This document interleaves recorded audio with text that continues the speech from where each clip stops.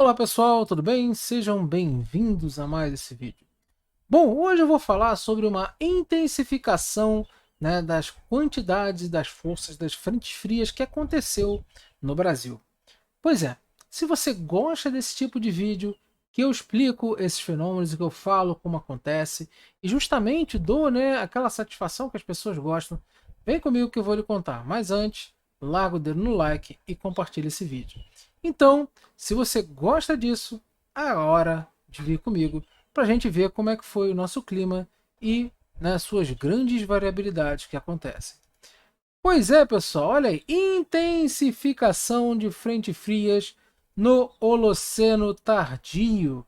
Pois é, no Holoceno Tardio, no sul do Brasil, conforme indicado pelo desenvolvimento de dunas e mudanças de proveniência na barreira costeira do São Francisco do Sul. Exatamente. Então nós temos aqui que a barreira costeira, do Holoceno no sul do Brasil, ela apresenta grandes mudanças geomorfológicas durante os seus estágios finais de desenvolvimento. E aqui fala nesse estudo que a investigação e a evolução, holocênica durante o Holoceno dessa barreira, através da análise geomorfológica de minerais pesados e tamanho de grãos, restringidos por datação de luminescência opticamente estimulada. Você sabe o que é isso? Muito provavelmente não. Então calma. Durante esse vídeo, lá pro final, você vai entender o que é isso. Então só fica aí, né? Luminescência opticamente estimulada. É uma datação absoluta. As barreiras, justamente essas barreiras costeiras, elas destacam-se das barreiras no sul do Brasil, devido à sua morfologia e bem preservada lá no cinturão parabólico. Acontece que tudo isso que aconteceu, essa, coisa, como é que a gente sabe que aumentou essas frentes frias? Principalmente que foi há 4.914 anos atrás, com uma discrepância de 478. Caramba, 4.914.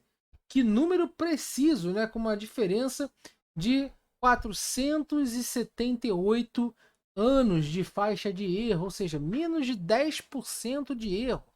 Ou seja, isso aí é resultado da datação, tá, de luminescência opticamente estimulada. Agora, teve também uma mudança morfológica, que foi bastante pronunciado também por volta de 1891 anos atrás, ou seja, com uma faixa de erro de 155 anos, também abaixo de 10%. E essas mudanças tais justamente características, nesse desenvolvimento do episódio de Dunas. Ou seja, nós sabemos, nesse artigo ele desenvolve muito bem, fala uma coisa bastante interessante, mas nós temos condições de saber quando passam frentes frias, quando não são frentes frias e são furacões ou ciclones. Nós sabemos justamente pelo tipo de formação que acontece. Por exemplo, essas dunas, essa areia nessas camadas tal, pelos grãos que são arrastados, nós sabemos a força e mais ou menos a intensidade dessa frente fria, desse vento. Agora, dependendo de como esteja essa faixa, que tem sinais de inundações costeiras, dessa situação, junto também com sinais de ventos muito fortes tal, nós temos os sinais de quê? Que é um furacão, um ciclone extratropical, um subtropical.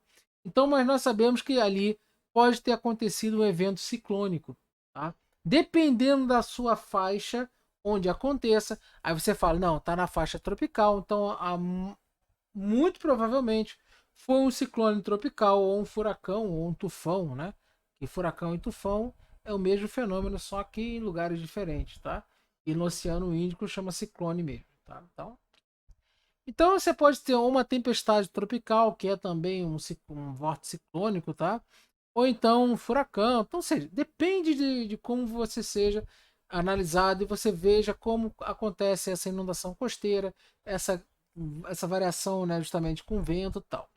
Beleza? Então, acontece que o que que pode provocar essas frentes frias? O que que altera a questão das frentes frias no Brasil, aqui no nosso país.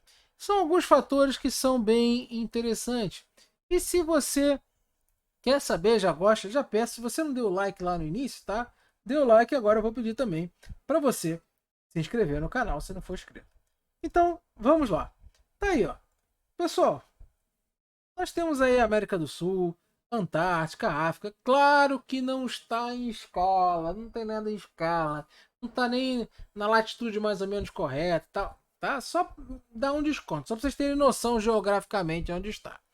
Então, toda frente fria que chega no nosso país, ela é proveniente da Antártica.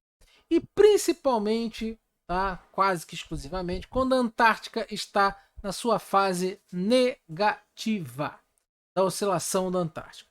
Quando ela está na sua fase negativa, ou você tem um centro de baixa pressão aqui na Península Antártica, ou um ciclone polar. E o que acontece? Ela expulsa o frio da Antártica, justamente porque se ali é baixa pressão, na parte continental acontece uma alta pressão que faz com que empurre aquele ar gelado da Antártica. E aí gera as frentes frias, que ela começa a se propagar. E só que às vezes não tem o ciclone polar, tá? E essa frente fria, ela começa a sair dali justamente pelo centro de baixa pressão.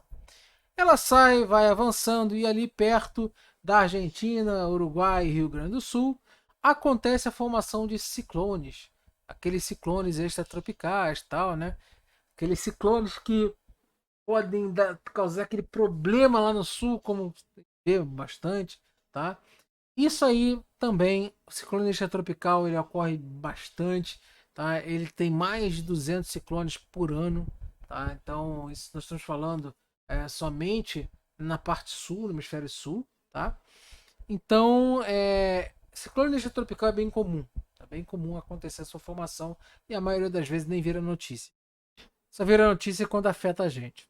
Então, nessa situação, tá, esse ciclone ele é formado, é um ciclone de núcleo frio. A sua ciclogênese ela é uma ciclogênese de núcleo frio e depende dessa, vamos dizer assim, dessa frente fria para chegar lá, tá, para poder se formar. E aí depois ele dá origem a uma nova frente fria. A partir daí essa frente fria vai se propagando.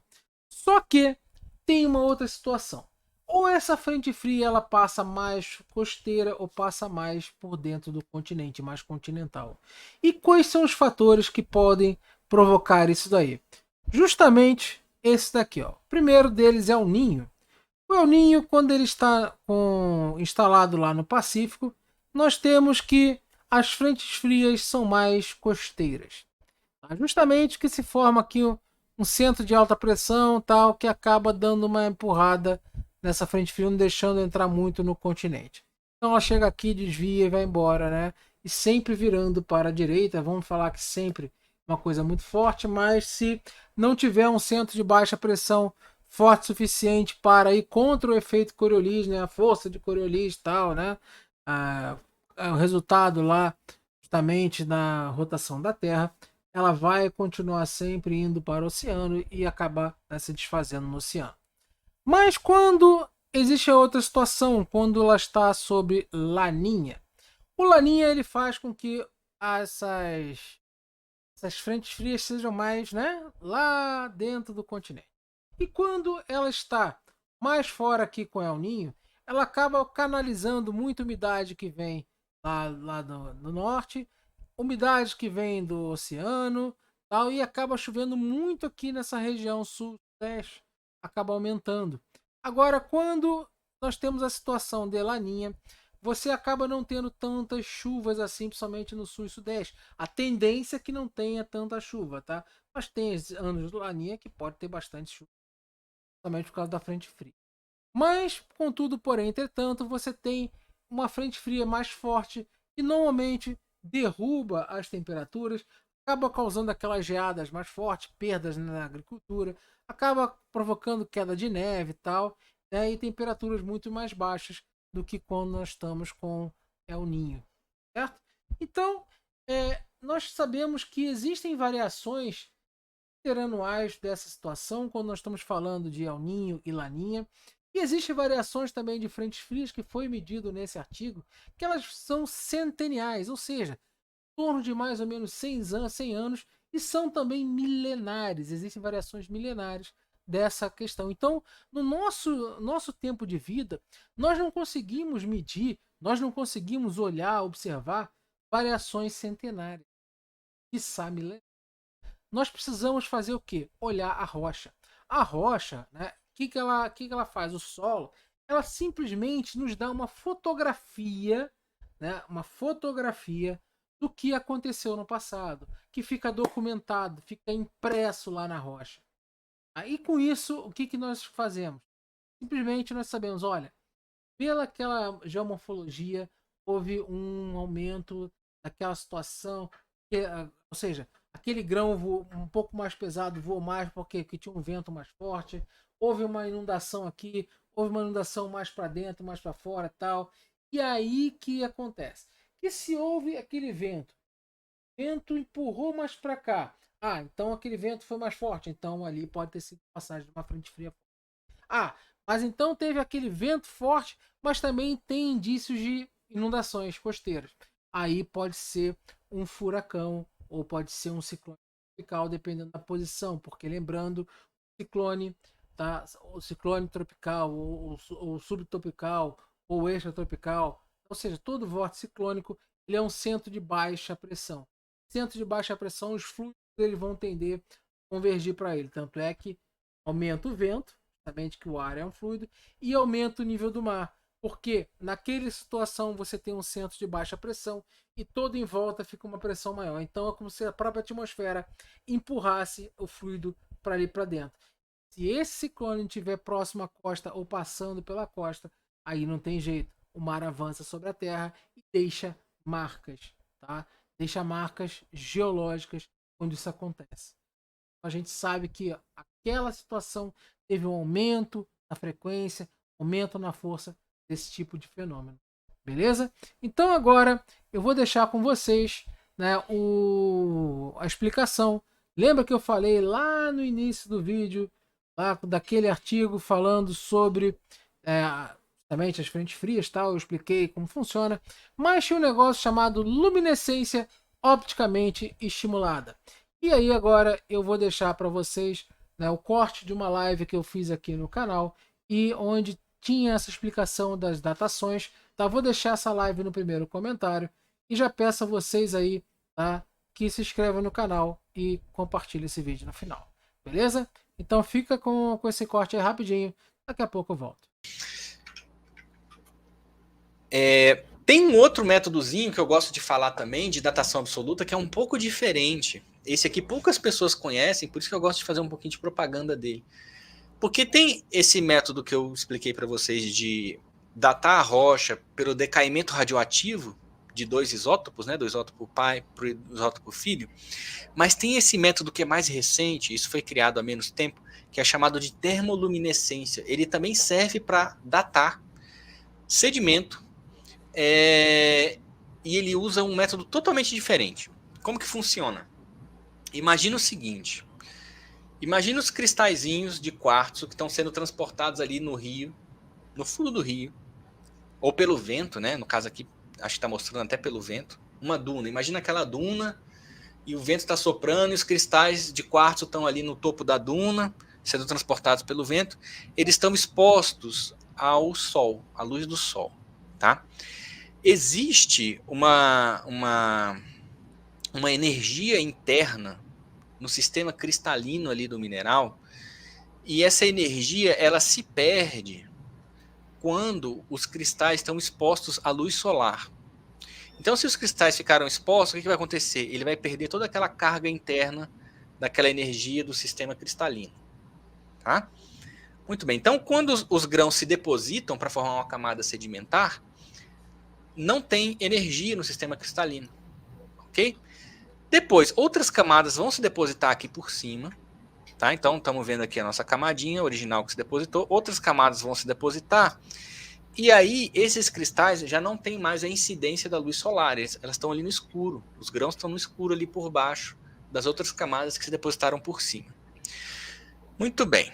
Tá? Ok. Aí, enquanto esse material está enterrado, o que vai acontecer? Existe radiação ao redor desses grãos. Radiação natural do nosso próprio planeta, de outros minerais, de rochas, né? Então, essa radiação interna, que é muito fraquinha, mas que existe na natureza, ela vai começar a carregar de novo essa energia interna que existe nos grãos, tá?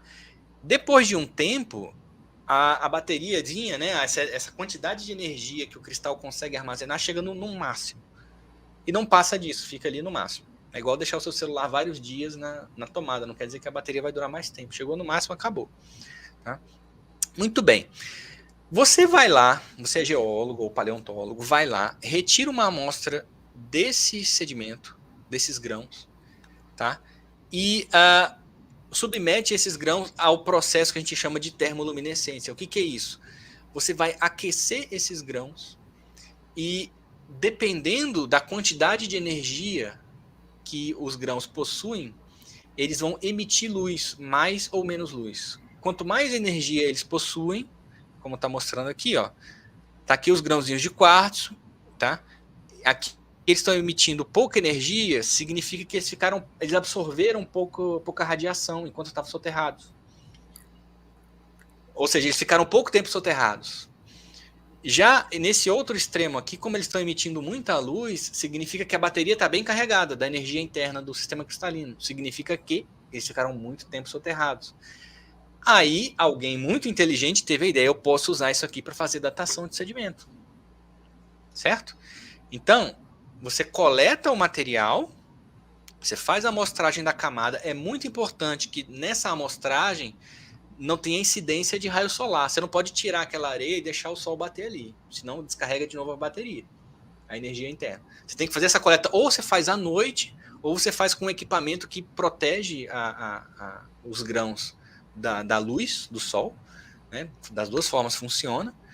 E aí leva lá para o laboratório, aquece o material, seguindo lá um protocolo, e ele vai emitir a luminosidade, e aí você consegue determinar. Quanto mais forte a luminosidade, mais antigo é o material. Lembrando que tem um limite de 250 mil anos, que está ainda dentro do período quaternário, que é mais recente.